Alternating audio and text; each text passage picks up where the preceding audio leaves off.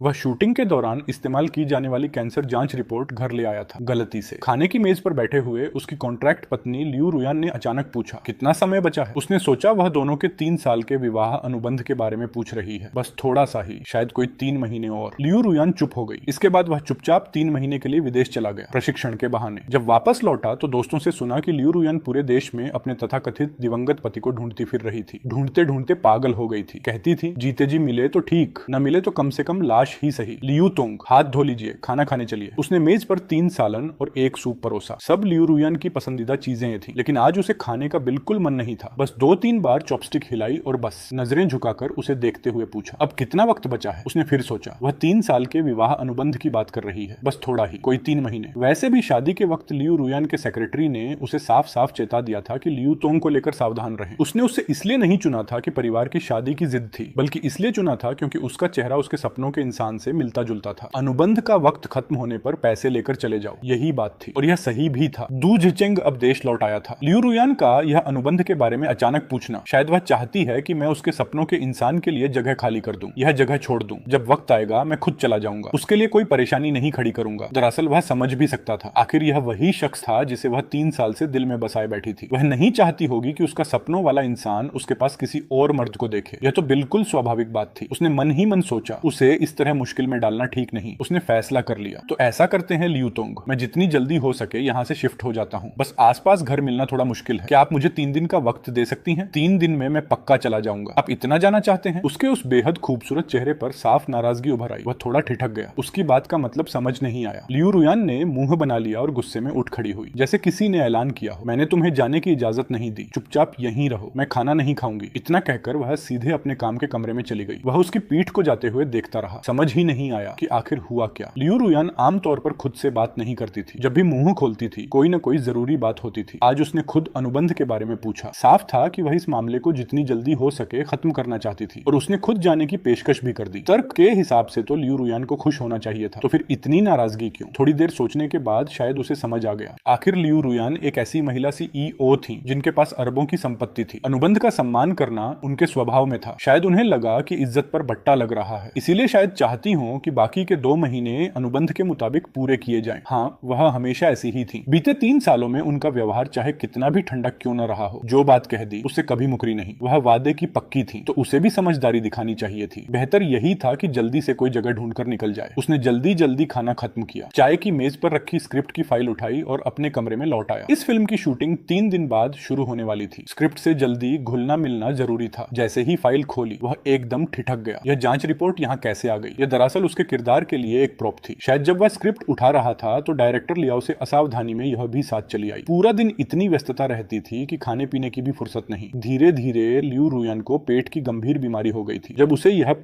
पता चला तो उसने काफी मेहनत की। कई आयुर्वेदिक और पारंपरिक चिकित्सकों से मिला, ढेर सारी चिकित्सा पुस्तकें खरीदकर अध्ययन किया और अंततः एक औषधीय दलिया तैयार किया। और अजीब बात यह थी कि जब से लियू रुयान ने वह दलिया खाना शुरू किया, उनके लक्षणों में काफी सुधार आ गया। बस उसी दिन से बिना किसी नागा के हर रात वह उनके लिए एक कटोरी औषधीय दलिया बनाता। चाहे लियू रुयान घर पर हो या नहीं, चाहे वह अक्सर ऑफिस में ही रुक जाती हो, वह इस नियम में कभी टूटा नहीं। पिछले 3 सालों से बिना नागा किए यह सिलसिला जारी रहा। एक इंसान के रूप में अपने इस अनुशासन पर उसे खुद भी संतोष था। औषधीय दलिया जल्दी ही तैयार हो गया। उसने एक कटोरा भरा और मुस्कुराते हुए काम के कमरे के दरवाजे की तरफ चल दिया। दरवाजे के पास पहुंचते ही भीतर से लियू रुयान की आवाज सुनाई दी। उसकी आवाज बेहद कोमल थी। यह सोचना भी मुश्किल था कि वही लियू रुयान जो आमतौर पर इतनी गर्वीली और अलिप्त रहती थी, इतनी नरम भी हो सकती है। तुम जल्दी वापस आ रहे हो क्या? मैं एयरपोर्ट पर लेने आऊंगी। मैं तुमसे पहले ही कह चुकी हूँ, उसके और मेरे बीच सिर्फ एक अनुबंध है। 3 साल की शादी में मैंने उसे 1 उंगली तक नहीं छूने दी। बस 2 महीने और बाकी हैं अनुबंध के। उसके बाद मैं उसे सब साफ साफ बता दूंगी। तुम थोड़ा इंतजार करो। जब लगा कि उसने फोन रख दिया है तभी उसने दरवाजा खटखटाया। लियू रुयान ने दरवाजा खोला। उसे देखकर उन्होंने हल्के से भौहें चढ़ाई, लेकिन जैसे ही उनकी नजर हाथ में पकड़े दलिये के कटोरे पर पड़ी, भौहें ढीली पड़ गई। लियू तोंग, दलिया अभी अभी बना है, गरम गरम पी लीजिए, मैं ज्यादा वक्त नहीं लूंगा। उसने कटोरा रख दिया और जाने को मुड़ा। तुम्हारी कोई इच्छा है? लियू रुयान ने अचानक पूछा। वह एक पल को रुका, फिर एक शांत मुस्कान के साथ बोला। शायद उन्हें एहसास हो गया था कि अनुबंध खत्म होने वाला है। क्या लियू रुयान कुछ भरपाई करना चाहती थी? शुक्रिया लियू तोंग, 3 साल पहले आपने मुझे एक मुश्त 50 लाख दिए थे। इन सालों में भी तमाम तोहफे दिए। जो आपने दिया वह बहुत था। फिलहाल मेरी कोई इच्छा नहीं है, फिर भी शुक्रिया। लियू रुयान चुप रही। जैसे ही वह जाने लगा, उन्होंने फिर कहा, मेरी जान पहचान में एक फेफड़े के विशेषज्ञ डॉक्टर हैं। देश विदेश में उनकी बड़ी साख चालाक है, खासकर फेफड़ों की बीमारियों के इलाज में उनका कोई जवाब नहीं। मैंने उनसे बात कर ली है, थोड़ी देर में उनका संपर्क नंबर भेज देती हूँ। क्या तुम एक बार उनसे मिलकर जांच करवाओगे? यह सुनकर उसका दिल अनायास ही भर आया। 3 साल पहले जिस अनाथाश्रम में वह पला बढ़ा था, वहां अचानक आग लग गई थी। आश्रम के निदेशक श्री ली ने बच्चों को बचाने के लिए बार बार जलती आग में छलांग लगाई थी। इससे उनका शरीर बड़े हिस्से में जल गया था और इतना धुआं फेफड़ों में चला गया था कि उन्हें गंभीर फेफड़े की बीमारी हो गई। दरअसल उसने यह अनुबंध स्वीकार करने की पहली वजह यही थी, श्री ली के इलाज का खर्च जुटाना और अनाथाश्रम को फिर से बनाना। ये बात उसने कभी लियू रुयान को नहीं बताई थी। उसे लगता था कि लियू रुयान को इन बातों से कोई मतलब नहीं होगा, पर लगता है वह गलत थे। वह गलत सोच रहा था। लगता है लियू रुयान ने पहले से ही चुपचाप सब पता कर लिया था। शुक्रिया लियू तोंग। एक सुबह लियू रुयान खाने की मेज पर बैठकर इत्मीनान से नाश्ता कर रही थी। कल रात मैंने तुम्हारे लिए डॉक्टर जियांग से अपॉइंटमेंट ले ली है। संयोग से आज वह नान्या अस्पताल में काम के सिलसिले में आ रहे हैं। थोड़ी देर में वहां जाकर सीधे उन्हें फोन कर लेना। उसने सिर हिलाया। शुक्रिया लियू तोंग। लियू रुयान ने हल्के से सिर झुकाया और चुपचाप नाश्ता करती रही। वह अपने कमरे में गया, साधारण से कपड़े पहने और तैयार हो गया। थोड़ी देर बाद बाहर से दरवाजा बंद होने की आवाज आई। शायद लियू रुयान दफ्तर निकल गई थी। बर्तन धोने के बाद वह टैक्सी लेने के लिए बाहर निकला। अभी फोन निकाला ही था कि सामने एक गुलाबी रंग की पोर्शे 718 आकर रुकी। शीशा नीचे हुआ और लियू रुयान का खूबसूरत चेहरा सामने आया। होंठों पर हल्की सी मुस्कान। बैठो, मैं छोड़ देती हूँ। वह एकदम चौंक गया। वह अच्छी तरह जानता था इस गाड़ी का लियू रुयान के लिए क्या मतलब था। यह गाड़ी दूदा जिचेंग ने लियू रुयान को जन्मदिन पर तोहफे में दी थी। लियू रुयान इसे बेहद संजो कर रखती थी। करोड़ों की सुपर कारें उनके लिए कुछ भी नहीं थी, लेकिन इस एक गाड़ी की वह बड़ी सावधानी से देखभाल करती थी। इसे जरा सी भी खरोंच नहीं आने देती थी। और यह गाड़ी उन्होंने आज तक किसी मर्द को नहीं चढ़ने दी थी, उसे भी नहीं। आज उन्हें क्या हो गया? नहीं लियू तोंग, कोई जरूरत नहीं, मैं टैक्सी से चला जाऊंगा। उसने जल्दी से मना किया। कहीं इस गाड़ी को कोई खरोंच लग जाए या कुछ गंदा हो जाए, इसकी जिम्मेदारी वह नहीं उठा सकता था। लियू रुयान की भौहें तुरंत तन गईं। वह एक पल को ठिठका, होंठ हिले और लियू रुयान की आंखें धीरे धीरे और ठंडी होती गईं। आखिरकार वह चुपचाप गाड़ी में बैठ गया। सुबह के व्यस्त समय में सड़क पर गाड़ियों का सैलाब था। गाड़ी धीरे धीरे आगे बढ़ रही थी। भीतर एक अजीब सा सन्नाटा पसरा था। कब पता चला? लियू रुयान ने अचानक चुप्पी तोड़ी। उसे लगा वह उसके दादाजी की बात पूछ रही है। उसने जवाब दिया, कोई 2 साल से ज्यादा पहले। लियू रुयान एक पल चुप रही, फिर बोली, इतनी देर से क्यों बताया? वह उलझन में पड़ गया। लियू तोंग, आप बहुत व्यस्त रहती हैं, ऐसी बातों से आपको परेशान नहीं करना चाहता था। लियू रुयान की आवाज में साफ नाराजगी थी। चाहे अनुबंध की शादी ही सही, कानूनी तौर पर हम पति पत्नी हैं, ऐसी बात मुझसे छुपानी नहीं चाहिए थी। जी समझ गया। लियू रुयान ने रियरव्यू मिरर में उसका चेहरा देखा। उस पर हल्की सी उदासी थी। जो गुस्सा अभी अभी उठा था वह पल भर में पूरी तरह बुझ गया। उन्होंने एक लंबी सांस ली। जब भी जरूरत हो कभी भी फोन करना। आधे घंटे बाद गाड़ी नान्या अस्पताल के गेट पर रुकी। मेरी सुबह एक मीटिंग है, इसलिए अंदर नहीं आ सकती। लियू रुयान ने उसे गंभीरता से देखा। डॉक्टर के साथ ठीक से इलाज करवाना, पैसों की जरूरत हो तो फोन करना। जी लियू तोंग, आपकी परवाह के लिए शुक्रिया। लियू रुयान ने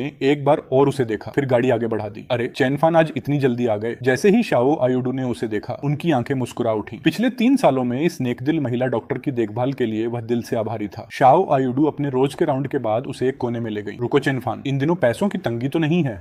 वह एक पल रुका।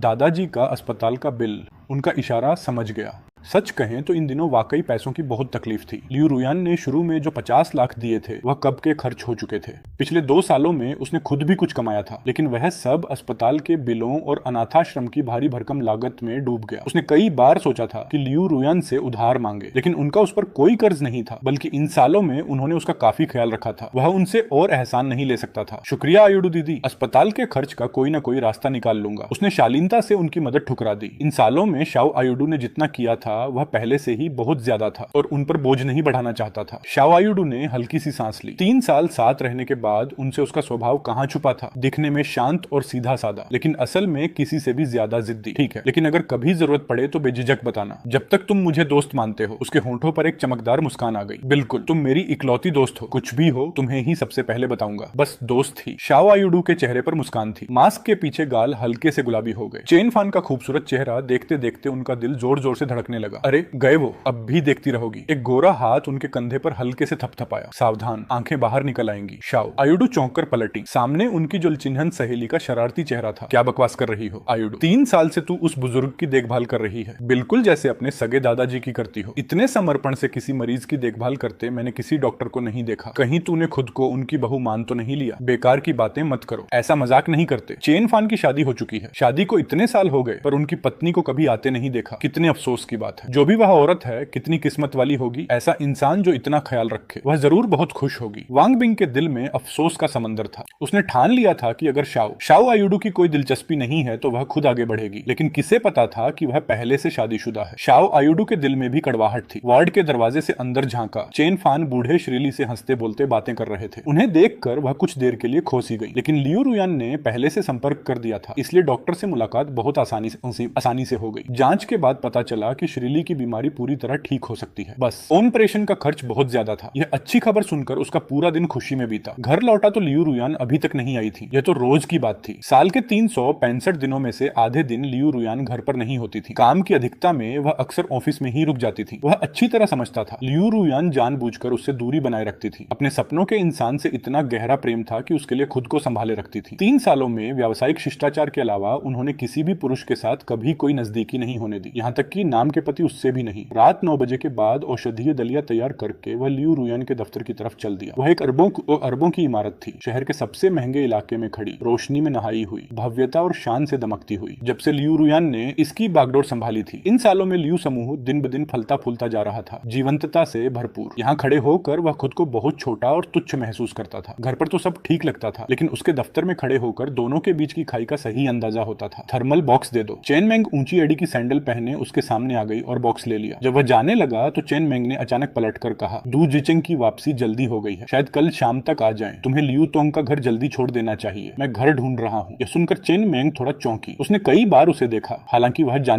जानती थी कि चेन फान और लियू रुयान की अनुबंध की शादी थी, लेकिन उसके असली मकसद से अनजान थी कि वह यह सब श्रीली के ऑपरेशन का खर्च और अनाथाश्रम के पुनर्निर्माण के लिए कर रहा था। उसकी नजर में वह बस एक ऐसा मर्द था जो किसी औरत के आंचल में पला हो, इसीलिए वह हमेशा उसे हेय दृष्टि से देखती थी, कभी ढंग से पेश नहीं आई। उसे लगता था कि वह आसानी से नहीं जाएगा, लेकिन यह देखकर हैरान थी कि उसने खुद से घर ढूंढना शुरू कर दिया। अच्छा है, कम से कम बोलने की जरूरत नहीं पड़ी, लेकिन रुकी नहीं। तुम्हें पता है ना, लियू तोंग हमेशा दू जिचेंग से प्यार करती थी। इन सालों में यह कभी नहीं बदला, बल्कि और गहरा होता गया। जो सोचने लायक नहीं, उसका ख्वाब मत देखो। कीड़े को हंस का मांस कभी नसीब नहीं होता। थोड़ी आत्मसम्मान रखो। जाने के बाद उम्मीद है कि लियू तोंग को परेशान नहीं करोगे। लियू तोंग स्वभाव से बहुत भली है। कुछ बातें जो वह खुद नहीं कह सकती, वह मुझे कहनी पड़ती हैं। उसने मुट्ठी भींच ली, भीतर कुछ घुटन सी हुई, लेकिन काफी देर बाद उसने सिर हिला दिया। मुझे गुस्सा करने का हक ही कहाँ है, यह तो बस एक सौदा था। जब ये बात लियू तोंग तक पहुंचे तो बता देना, मुझे अपनी औकात हमेशा पता रही है। कभी कोई ऐसा ख्याल नहीं आया जो मेरी हैसियत से बड़ा हो। मैं जल्दी से जल्दी निकल जाऊंगा। इतना कहकर वह तेजी से वहां से चल दिया। उसकी पीठ कुछ बेचैन और बेबस लग रही थी। चेन मेंग वहीं खड़ी उसे जाते हुए देखती रही। मन में हल्की सी बेचैनी उठी। लगा जो अब भी कहा शायद थोड़ा ज्यादा ही कह दिया। वह लियू रुयान और दू जिचेंग तीनों कॉलेज के सहपाठी थे, और लियू रुयान और दू जिचेंग दोनों की साझा दोस्त भी थी। उसने अपनी आंखों से उन दोनों की मीठी मोहब्बत देखी थी, इसीलिए चेन फान जैसे परजीवी के प्रति उसके मन में खास नफरत थी। अभी जो कुछ कहा वह उसने खुद अपनी मर्जी से कहा था। मकसद था कि चेन फान खुद समझे और पीछे हट जाए, और देखने में वह आदमी इतना समझदार निकला, चाहे उसके लिए हो या लियू रुयान के लिए। यही सबसे अच्छा नतीजा था। चेन मेंग की बातों ने उसे जता दिया कि जल्दी से जल्दी सामान बांधकर निकल जाना चाहिए। लियू रुयान एक बड़ी सी ईओ थी। इज्जत उनके लिए सब कुछ था। चेन मेंग के मुंह से यह बात कहलवाना, यही उनका तरीका था। जब बात इतनी साफ हो चुकी हो तो और रुकना ढिठाई होती। उन्होंने इतना अच्छा बर्ताव किया तो उन्हें और मुश्किल में क्यों डालना। अगली सुबह उसने एक बड़ा सूटकेस खरीदा और सामान बांधने लगा। दोपहर होते होते सब तैयार हो गया, लेकिन वह तुरंत नहीं गया। जाने से पहले लियू रुयान को बताना तो बनता था। बिना कुछ कहे चुपचाप निकल जाना, यह बेअदबी होती। वह शाम 6 बजे तक इंतजार करता रहा। लियू रुयान नहीं आई। पता नहीं आज आएंगी भी या नहीं। थोड़ा सोचकर उसने फोन निकाला और मैसेज किया, क्या आप आज रात घर आएंगी? काफी देर बाद जवाब आया, नहीं। उसने लिखा, मेरा सामान पैक हो गया है, आज रात निकल सकता हूँ। आपसे आमने सामने विदाई लेना चाहता था। अगर आप व्यस्त हैं तो यही मैसेज में कह देता हूँ। मैसेज भेजने के बाद वह जवाब का इंतजार करता रहा, लेकिन कोई जवाब नहीं आया। शायद वह बहुत व्यस्त हो। लियू समूह इतनी बड़ी कंपनी है, इतने काम होते हैं, इस छोटी सी बात पर ध्यान न दे पाना स्वाभाविक था। थोड़ी देर बाद उसने एक और मैसेज भेजा, चाबी खाने की मेज पर रख दी है, अगर आप निश्चिंत न हो तो नया ताला लगवा लीजिएगा। फिर उसने घर को एक बार और साफ किया। औषधीय दलिये की रेसिपी भी मेज पर छोड़ दी। हर रात एक कटोरा पिए, पेट के लिए बहुत अच्छा है। अब मैं लाकर नहीं दे पाऊंगा। उसे उम्मीद नहीं थी कि कोई जवाब आएगा। सूटकेस खींचते हुए वह सीढ़ियां उतर गया। पीछे मुड़कर उस आलीशान बंगले को एक बार देखा। मन में अजीब सी टीस उठी। 3 साल का साथ था, कुछ न कुछ लगाव तो हो ही गया था। इस बार जाने के बाद शायद जिंदगी में दोबारा यहाँ ना आ पाए। बंगले से बाहर निकलकर सड़क पर आया तो उसने तय किया कि कुछ दिन किसी होटल में रहेगा। कल एक दलाल से बात भी हो चुकी थी। बस इस इलाके में किराए का घर मिलना आसान नहीं था, और मनपसंद घर मिलना तो और भी मुश्किल।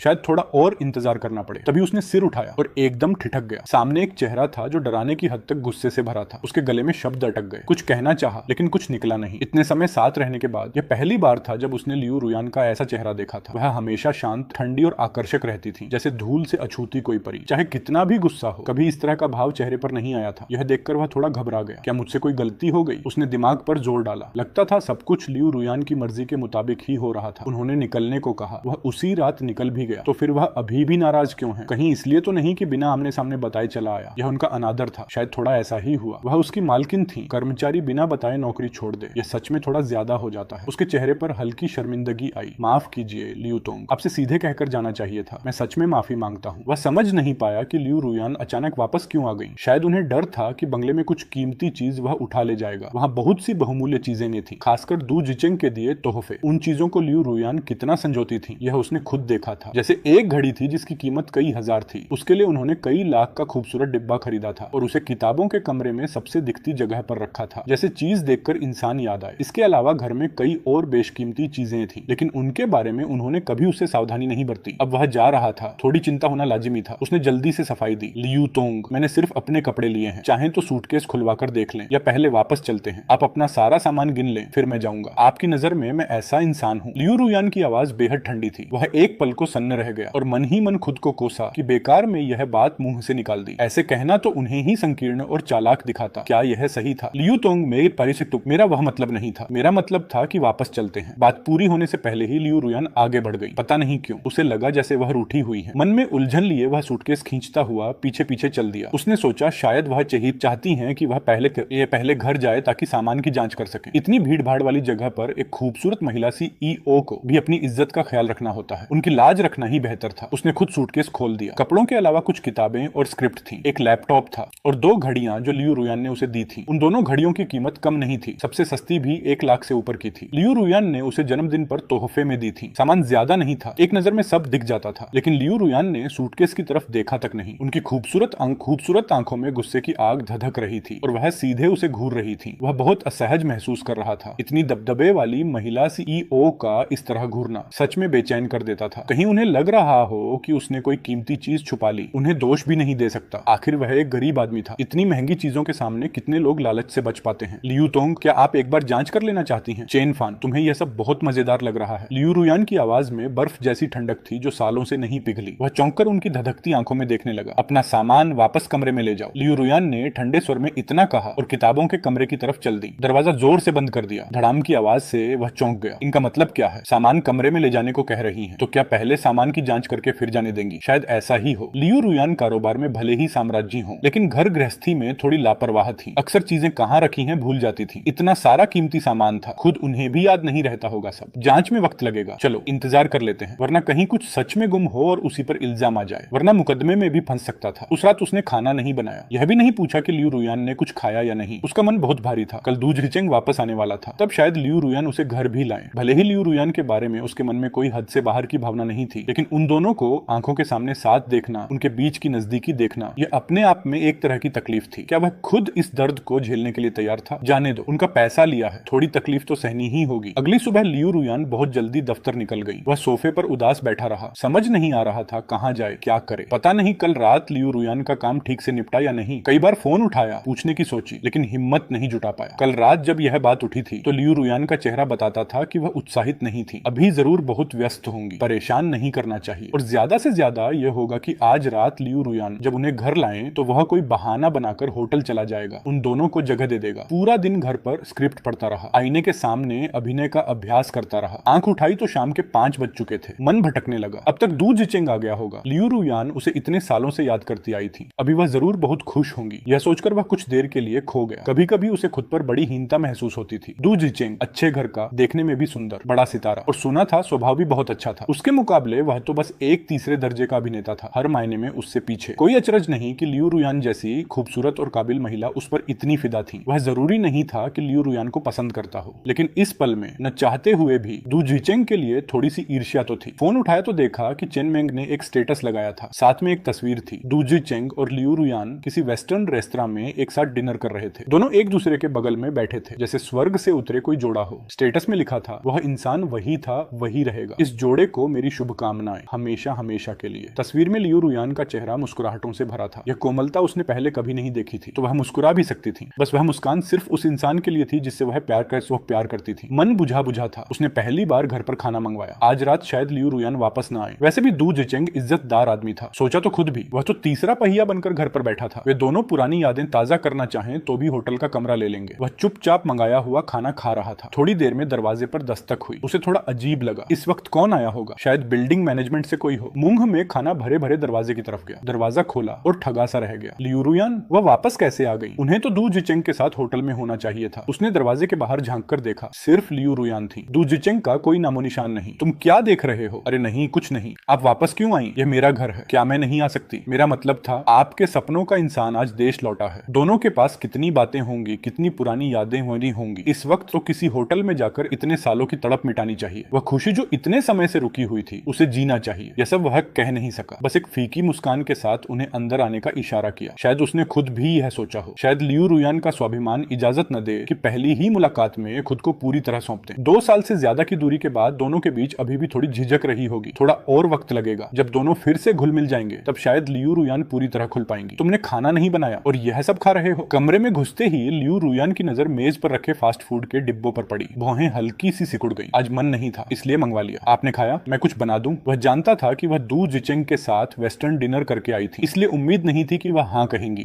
तुम्हारा मन क्यों नहीं था? लियू रुयान ने चुपचाप उसे देखा। तभी उनकी नजर खाने की मेज पर रुक गई, उसके फोन पर। खाते खाते उससे रहा नहीं गया था और उसने वह तस्वीर खोल ली थी। उसने तस्वीर को झूम भी कर लिया था। लियू रुयान की नजर लगभग तुरंत उस पर पड़ गई। तस्वीर देखते ही उनका चेहरा एकदम सख्त हो गया। वह उनकी नजर का पीछा करते हुए समझ गया, नहीं, वह तो बस गलती से दब गया। आप जानती हैं ना, मन हुआ कि जमीन में गड्ढा खोदकर उसमें घुस जाए। कितनी शर्म की बात थी। यह तो सोशल मीडिया पर मरने जैसा था। अभी फोन बंद करना क्यों भूल गया? लियू रुयान ने कनखियों से एक बार उसकी तरफ देखा। उनके होंठों के कोने हल्के से मुड़े, लेकिन वह सिर झुकाए था, इसलिए देख नहीं पाया। उस खूबसूरत चेहरे पर एक क्षण के लिए जो भाव आया वह अनदेखा रह गया। बाहर का खाना ज्यादा खाना सेहत के लिए अच्छा नहीं। इतना कहकर लियू रुयान किताबों के कमरे की तरफ चली गई। उसने चैन की सांस ली। लगता है उन्होंने ज्यादा ध्यान नहीं दिया। वैसे भी उनके दिल में तो सिर्फ दू जिचेंग था। वह क्या सोचता है, इससे उन्हें क्या फर्क पड़ता? उसने खुद पर हल्के से मुस्कुराया। बेकार में डर गया था। जल्दी से खाना खत्म किया, बचे हुए डिब्बे उठाए और नीचे कूड़ेदान में फेंकने चला गया। जब वापस लौटने लगा तभी दूर से एक शानदार व्यक्तित्व वाला आदमी उसकी तरफ आता दिखा। दू जिचेंग? वह यहाँ क्यों? तब जाकर समझ आया, यही वजह थी कि लियू रुयान इतनी जल्दी वापस आ गई थी। अपने सपनों के इंसान के साथ वक्त बिताने की बजाय उन्होंने पहले से तय कर लिया था कि घर पर मिलेंगे और पुरानी यादें ताजा करेंगे। वह तो बेवकूफ की तरह सोचता रहा कि लियू रुयान उसे घर नहीं लाएंगी। लगता है ज्यादा सोच लिया। आखिर यही वह आदमी था जिससे वह इतने गहरे प्यार करती थी, इतने लंबे समय से। उनसे एक पल भी दूर कैसे रह सकती थी? बस अब वह खुद बहुत अजीब स्थिति में था। क्या अभी वापस जाना चाहिए? इस तड़पते हुए जोड़े को अकेला छोड़ दे या वापस जाकर लियू रुयान को बताकर निकले? दू जिचेंग के करीब आने का इंतजार करने लगा। मन ही मन मानना पड़ा, यह आदमी सच में बहुत देखने लायक था और उसकी अपनी शक्ल से भी थोड़ी बहुत समानता थी। बाहर निकले तो शायद कोई दोनों को जोड़ा ही समझ ले। उसे हल्की सी जलन हुई। कोई अचरज नहीं कि लियू रुयान ने इतनी बड़ी कीमत चुकाकर उसके साथ अनुबंध की शादी की थी। इस तरह का एक जैसा चेहरा पाना, एक साथ खुशी भी थी और दुख भी। खुशी इसलिए कि इसी चेहरे की वजह से लियू रुयान की नजर उस पर पड़ी और इसी से श्रीली के इलाज का खर्च जुटा। दुख इसलिए कि इसी चेहरे की वजह से वह 3 साल तक किसी का हमशक्ल बना रहा, एक औजार जिसे देखकर असली इंसान याद किया जाए। दू जिचेंग सीधे उसके सामने आ गया।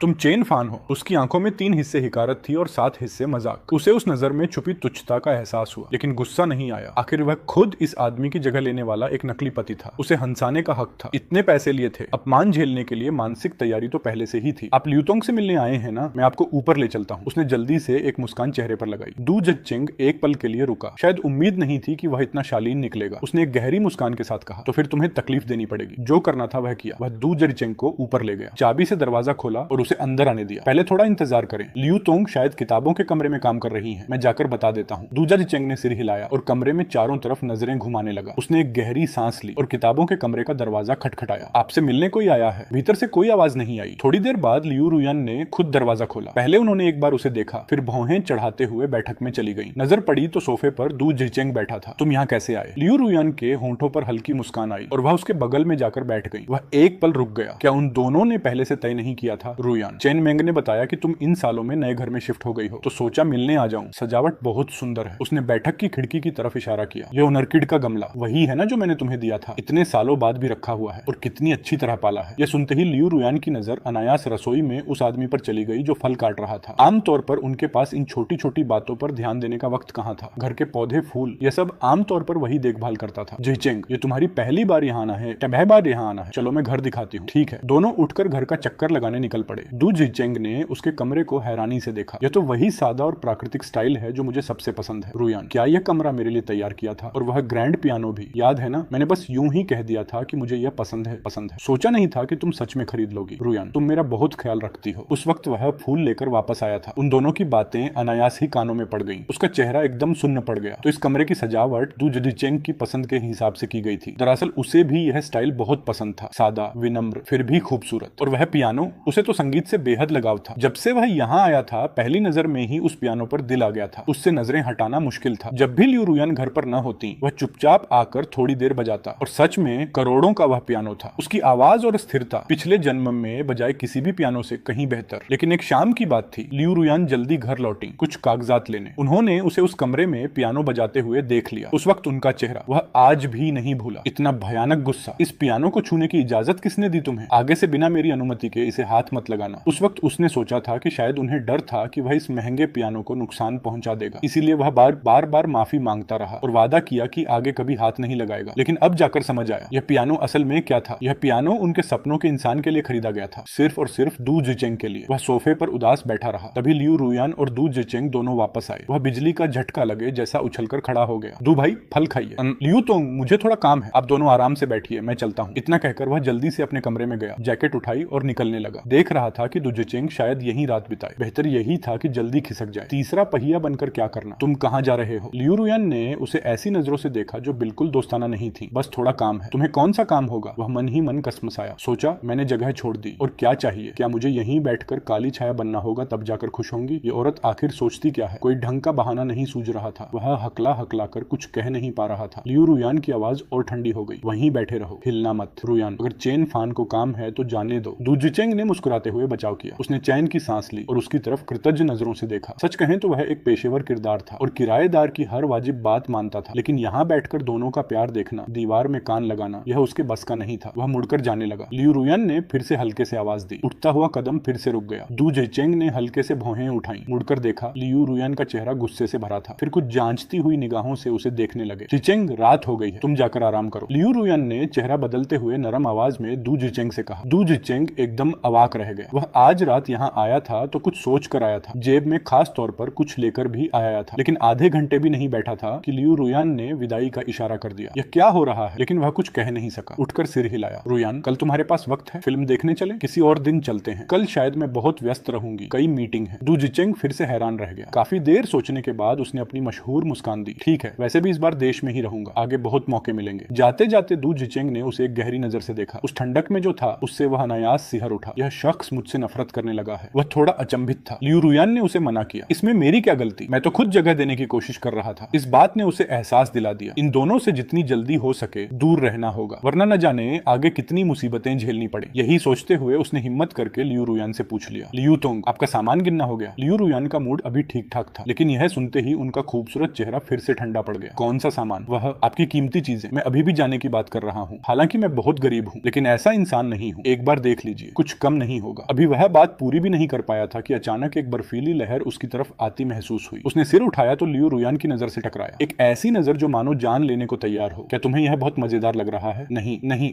ऐसा नहीं है। वह कंधे सिकोड़कर पीछे हट गया। समझ नहीं आया कि यह महिला सोचती क्या है। उसने तो साफ साफ दोनों के भले की बात कही थी। लियू रुयान ने देर तक ठंडी नजरों से उसे देखा, इतनी देर तक कि वह सिहर उठा। हमारा अनुबंध अभी खत्म नहीं हुआ। मैंने तुम्हें पैसे दिए हैं। अनुबंध खत्म होने से पहले अगर इस घर से निकलने की हिम्मत की तो अंजाम भुगतना। कमरे का दरवाजा जोर से बंद हो गया। वह वहीं खड़ा मुंह बाए रह गया। काफी देर बाद जाकर शरीर से जान आई और वह सोफे पर ढेर हो गया। उसे सच में उम्मीद नहीं थी। यह परी जैसी दिखने वाली महिला सीईओ और उसका यह अजीब शौक कि पति के रहते बॉयफ्रेंड से मिलना। ठीक है, उसने उसे यहाँ रोका है तो रोका, बस थोड़ी सी उत्तेजना के लिए। जाने दो, मर्द पैसे के लिए, औरत खुशी के लिए। अगर उनकी यही पसंद है बस तो पूरी करने दो। बस 2 महीने और बाकी हैं, सब्र रखो, निकल जाएगा। अगली सुबह वह भारे मन से शूटिंग पर पहुंचा। डायरेक्टर ने मोटे चश्मे के पीछे से उसे ऊपर से नीचे तक परख ताकती नजरों से देखा। वाह, सच में अच्छा माल है, फोटो से भी ज्यादा हैंडसम है। उसने विनम्रता से सिर झुकाया। डायरेक्टर साहब, आप तारीफ कर रहे हैं, मैं नया हूँ, आपकी रहनुमाई की जरूरत रहेगी। अरे इतना औपचारिक मत बनो, लियू जियाई से पुराना याराना है मेरा, उसका लाया हुआ बंदा गलत नहीं हो सका। मेहनत से काम करो, आगे बड़े मौके मिलेंगे। तभी बाहर शोर मच गया। अरे बाप रे, दू जरीचेंग, सच में दू जरीचेंग आए हैं, आज अपनी आंखों से देखूंगी, इतने सुंदर हैं यार। दू जरीचेंग यहाँ क्यों आए? क्या वह इस फिल्म में काम करेंगे? लेकिन मेल लीड तो झाओ वेई को मिला था ना। दू जरीचेंग का नाम सुनते ही वह जड़ हो गया। शूटिंग फ्लोर पर कदम रखते ही याद आया, इस फिल्म की कास्टिंग तो पहले ही पूरी हो चुकी थी। डायरेक्टर ने जोर से हंसते हुए कहा। कल रात दू जरीचेंग के मैनेजर का फोन आया, उसने खुद इस फिल्म में काम करने की इच्छा जताई और फीस भी बहुत कम मांगी। चेन फान की आंखें सिकुड़ गईं। डायरेक्टर लियू उत्साहित थी। दू जिचेंग जैसा बड़ा सितारा हो तो टीआरपी और चर्चा दोनों आसमान छुएंगे, और तुम्हारी अपनी एक्टिंग तो है ही, शायद उनकी वजह से तुम भी नाम कमा लो। उसने फीकी मुस्कान दी। दूसरों को नहीं पता था, लेकिन वह अच्छी तरह जानता था। दू जिचेंग यहाँ उसी की वजह से आया था। उसने देखा दू जिचेंग भीड़ के बीच चांद की तरह घिरा था, तभी उनकी नजरें मिनिम पे ली। दू जिचेंग ने लापरवाही से नजर फेर ली। बात करने की कोई इच्छा नहीं दिखाई, वह भी आगे नहीं बढ़ा। उसके किरदार का दू जिचेंग से कोई आमना सामना था ही नहीं। बेहतर यही था कि दूर रहे, लेकिन मुश्किल तब आती है जब सोचने का मौका ही न मिले। चेनफान, क्या मैं हमेशा तुम्हारी रहूंगी? स्कूल के मैदान में एक छोटी सी लड़की ने अपना नाजुक चेहरा ऊपर उठाया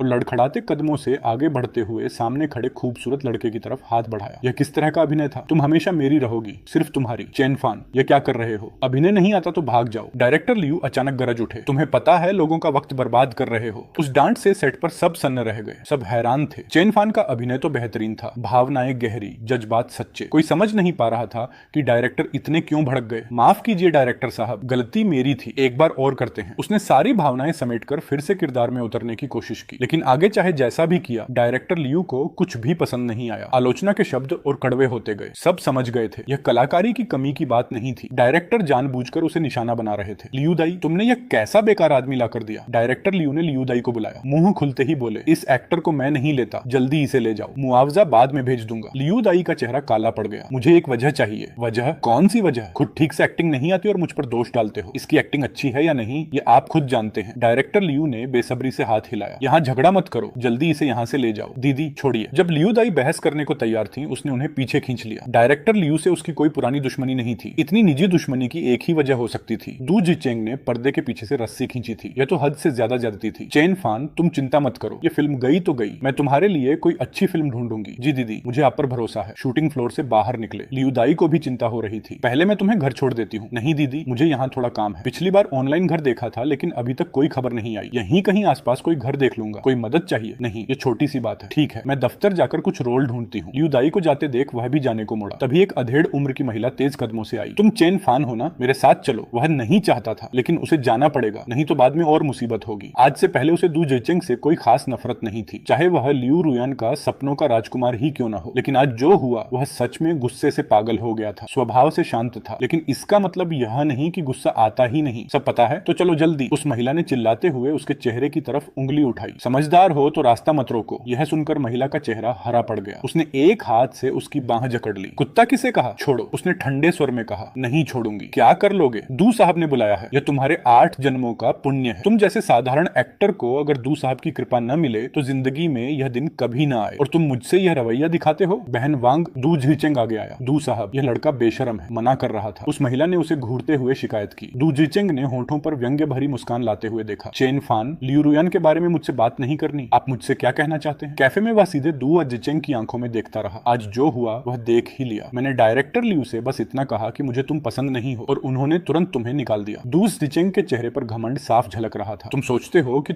मैं और लियू रुयान हम सब एक ही स्तर के हैं? उसने भौहें चढ़ाई। आपने मुझे यहाँ इसीलिए बुलाया, अपनी श्रेष्ठता दिखाने के लिए? दू जिचेंग ने उंगलियां हिलाई। अभी तुम उस काबिल नहीं हो। मैंने तुम्हें यहाँ बस एक बात कहने के लिए बुलाया है। इस दुनिया में असंभव चीजें नहीं होती। राजहंस कभी मेंढक से प्यार नहीं करता, और मेंढक कभी राजकुमार नहीं बन सकता। लियू, रुयान ने तुमसे अनुबंध की शादी की बस इसलिए कि तुम मेरे हमशक्ल थे। यह तुम खुद भी जानते हो। अब मैं वापस आ गया हूँ। क्या तुम्हें नहीं लगता कि उसके पीछे लगे रहना बेकार है? मैं ज्यादा सोच नहीं रहा। मुझे हमेशा अपनी औकात पता रही है। उसके पीछे लगने का कोई इरादा नहीं है। तो फिर बेहतर यही है। मैं चाहता हूँ कि तुम तुरंत उसका घर छोड़ दो। मुझे उसके पास कोई भी मर्द पसंद नहीं। मैं घर ढूंढ रहा हूँ। दू जिचेंग ने मुस्कुराते हुए फोन की स्क्रीन जलाई और उसके सामने कर दी। ये आज मेरी और लियू रुयान की चैट है। है, देख लो, तुम्हें पता चल जाएगा कि वह क्या चाहती है। उसने झुककर दोनों की बातचीत देखी। क्या तुम अनुबंध खत्म होने तक उसे जाने दोगी? उसकी तबीयत ठीक नहीं रहती, तुम्हें पता है। कहीं तुम्हें उससे सच में लगाव तो नहीं हो गया? देखने में वह खासा ठीक ठाक है। नहीं, हम सिर्फ अनुबंध में हैं। तुम भी कोई संकीर्ण सोच वाले नहीं हो। उसने 3 साल तक मेरा ख्याल रखा। अगर मैं उसे जाने न दे पाऊं तो तुम समझ सकते हो, लेकिन मन में थोड़ी बेचैनी होगी। मैं उसे बात कर लूंगी, उसके बारे में ज्यादा मत सोचो। मेरे लिए वह बस एक रूममेट था जो कई साल साथ रहा, बस इतना ही। पूरी चैट पढ़ने के बाद उसका मन और आगे पढ़ने का नहीं रहा। फोन वापस धकेल दिया। मन में एक अजीब सी भावना उठी। रूममेट, हाँ सच यही था। 3 साल एक ही छत के नीचे रहे, बातें भी कम ही हुई। हमेशा उसी ने एक तरफा देखभाल की और उनकी तरफ से जन्मदिन पर 2 घड़ियों के अलावा कभी कोई जवाब नहीं आया, कभी एक शब्द की परवाह नहीं। शायद एक सच्चा रूममेट भी 3 साल बाद इससे ज्यादा अपनापन रखता। हर शब्द में उसे लियू रुयान की उलझन साफ दिखी। वह चाहती थी कि वह चला जाए, लेकिन अपने स्वाभिमान और नैतिकता की वजह से कह नहीं पा रही थी। वह खुद समझ नहीं पाया। कई बार जाना चाहा, लेकिन उन्होंने रोका। वह सोचती क्या है, या शायद इस बार बिना कुछ कहे चला जाए। सामान पैक होने के बाद बस एक मैसेज कर दे। शायद यही वह चाहती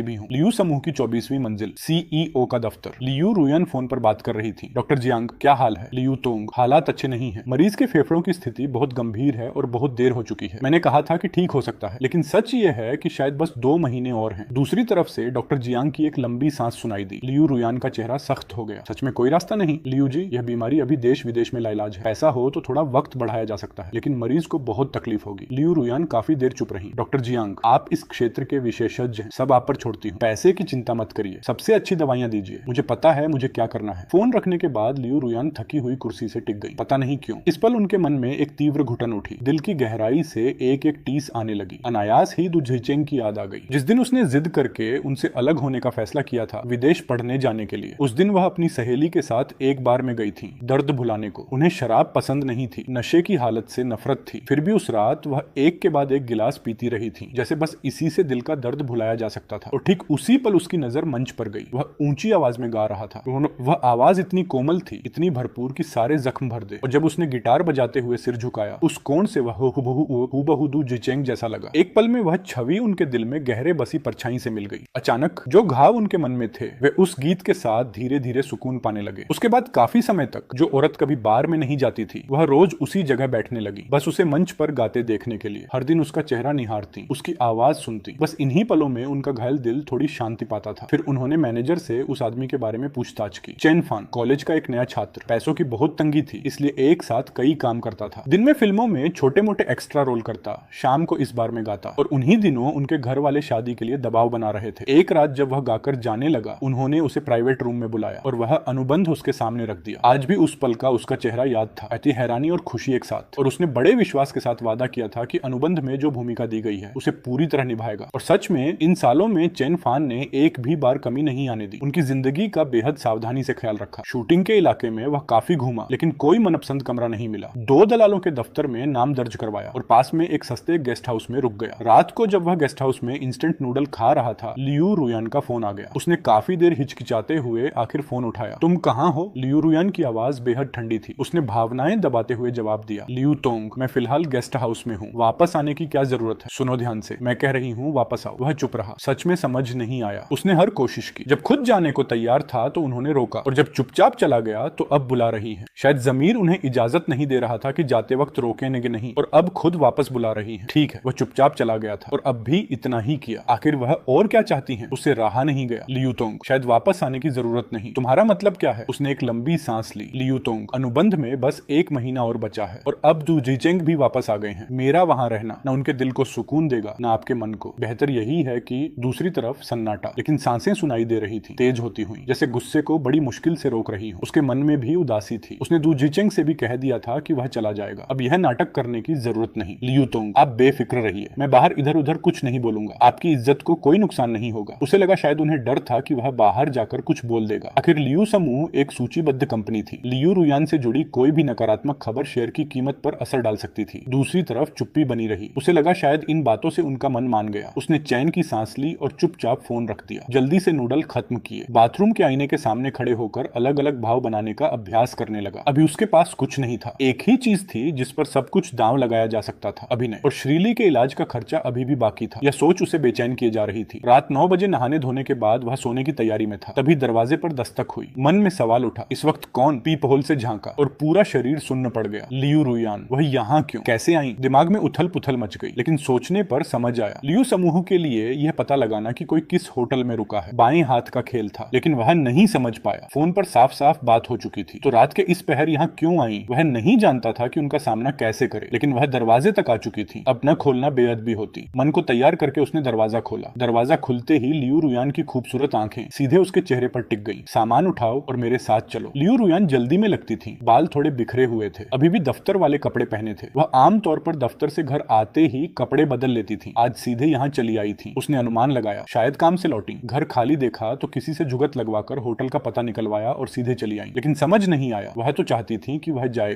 तो अब यह नाटक किसके लिए? लियू तोंग, मैं वापस नहीं आऊंगा। उसने सिर हिलाया। फोन पर सब साफ कह दिया था। तुम अभी भी अड़े हो क्या? उस दिन दू जिचेंग के घर आने की वजह से तुम नाराज हो? लियू रुयान ने कहा, जैसे उसे थोड़ी जलन हो रही हो। वह ठिठक गया। ये क्या कह रही हैं? क्या उन्हें सच में लगता है कि वह जल रहा है? यह सोचते ही उसका चेहरा लाल हो गया। जल्दी से हाथ हिलाते हुए बोला, लियू तोंग, बिल्कुल नहीं। आप और दू जिचेंग एक जोड़ी हैं। मैं और आप बस अनुबंध में थे। यह मुझे पहले दिन से पता था। ऐसी कोई गलत सोच मेरे मन में नहीं है। गलतफहमी मत पालिए। लियू रुयान यह सुनकर एक पल को चुप रह गई। चेहरे पर हल्की नाराजगी आई। बहरहाल अनुबंध अभी खत्म नहीं हुआ। मैं तुम्हें जाने की इजाजत नहीं देती। मेरे साथ चलो। उसने फिर सिर हिलाया। एक बार निकल आया, अब वापस नहीं जाएगा। प्यार में डूबे जोड़े को देखने का न उसे शौक था न हिम्मत। एक बार और पूछती हूँ, आओगे या नहीं? लियू रुयान की आवाज तेज हो गई। मैं यहाँ ठीक हूँ। लियू रुयान ने उसे गहरी नजर से देखा, फिर मुड़कर चली गई। इतनी घमंडी महिला का इस तरह खुद आकर मनाना, यह तो कल्पना से परे था। और जब इतना कह दिया तो उनके स्वभाव को देखते हुए अब वह जरूर हार मान लेंगी। उसने एक हल्की सी राहत महसूस की। मन में वह लियू रुयान का एहसानमंद था। उनके उन 50 लाख के बिना श्रीली शायद बहुत पहले चले गए होते। अनाथाश्रम भी नहीं बन पाता। लेकिन बात अलग अलग थी। वह उस घर में वापस नहीं जाना चाहता था। उन दोनों की आंखों का नशा देखना और दू जिचेंग की शक्ल देखना, आज सुबह जो हुआ उसके बाद उस आदमी से उसे नफरत हो गई थी। रात 11 बजे